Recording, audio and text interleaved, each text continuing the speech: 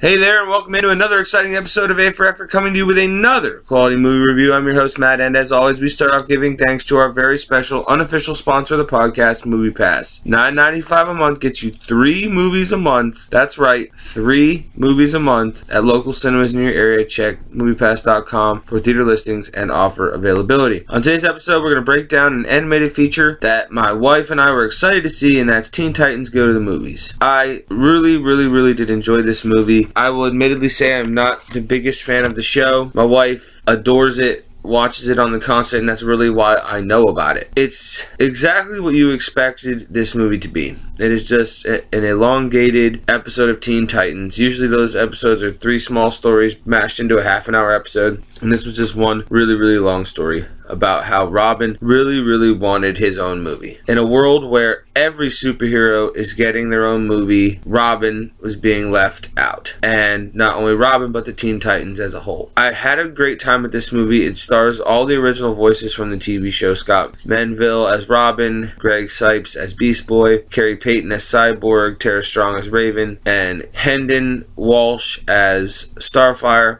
and had some great voice cameos.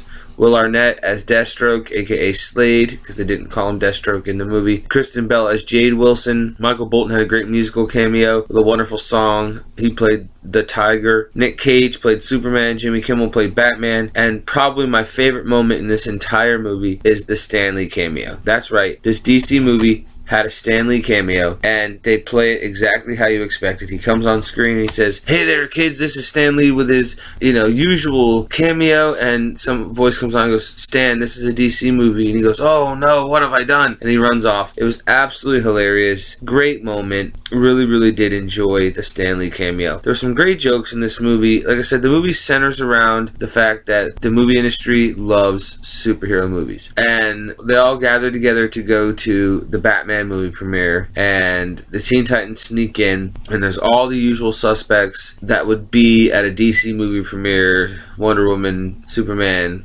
Aquaman, Green Lantern, the Atom, all the obscure DC characters. It was a who's who of DC characters. All these movie previews start coming across, and Robin's like, "What? That's gonna be mine," and it ends up being a really hilarious moment where they go through the sequel to the Batman's going to be about Alfred, and then the following sequel to Alfred is going to be about the Batmobile, and then the last one, he's like Batman's trusted sidekick, and Robin's like, "This is it. This is my moment. This is my moment," and it ends up being the utility belt, and everyone starts laughing at Robin. You feel bad for him, but it's meant to play as comedy. There were some great jokes about things that I think are hilarious: fart jokes, poop jokes, toilet jokes. Like, all that stuff makes me laugh, and I can just get a little giddy over these little things. It was a fun time at the movies. I really did enjoy myself wholeheartedly, but it's exactly what you would expect from a Teen Titans Go episode extended into a film. Did I find it the most completely necessary movie to be in the movie theaters? No. Could it have been a straight to DVD or straight to TV kind of thing? Yes. But it was unexpectedly fun. Like I said, the voice cameos were great. Nick Cage as Superman was pretty funny.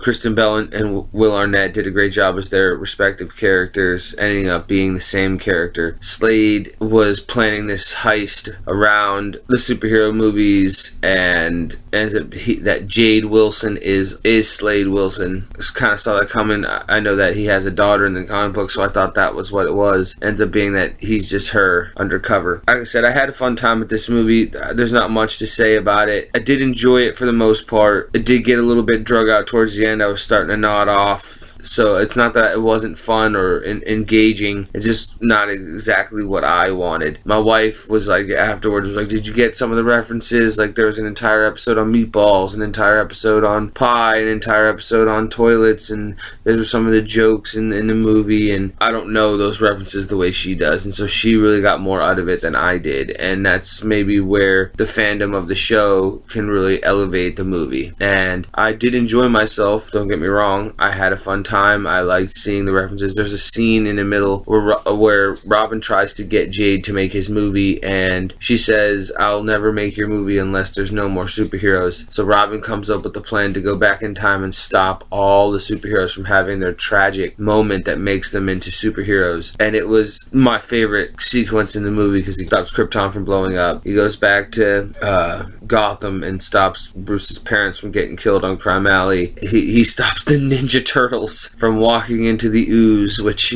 no, not necessary whatsoever. Stops Wonder Woman from becoming the strongest Amazonian. And then he comes back from the past and realizes that it now is all the supervillains are running wild because there's no superheroes. And then he goes back to change it all, and he allows Krypton to get blown up. And the funniest one was Batman. Like he pulls up on Batman on young Bruce Wayne, and he throws pearls on Mom's neck and then pushes him down the alley and says sorry about this, and then pushes him down the alley. It was pretty funny. I really enjoyed the little subtleties that this movie had with those superhero moments. But with that, I give it an A for effort. I can't put it up on the same level as an Incredibles 2 as for animated movies this year. It was good, but it wasn't as good as Incredibles, so it gets an A for effort. And the last thing I'm going to leave you with is what I spoke about earlier in the last episode, and then in my intro this time. MoviePass is allowing us to see 3 movies a month right now instead of unlimited 1 a day. So if you have a MoviePass, you got to be a little bit more decisive in what you're going to see, and that goes for me as well as a movie fan. So I will be trying to see as many movies as I can to keep up with these episodes, but there may be times when I only see 3 movies a month,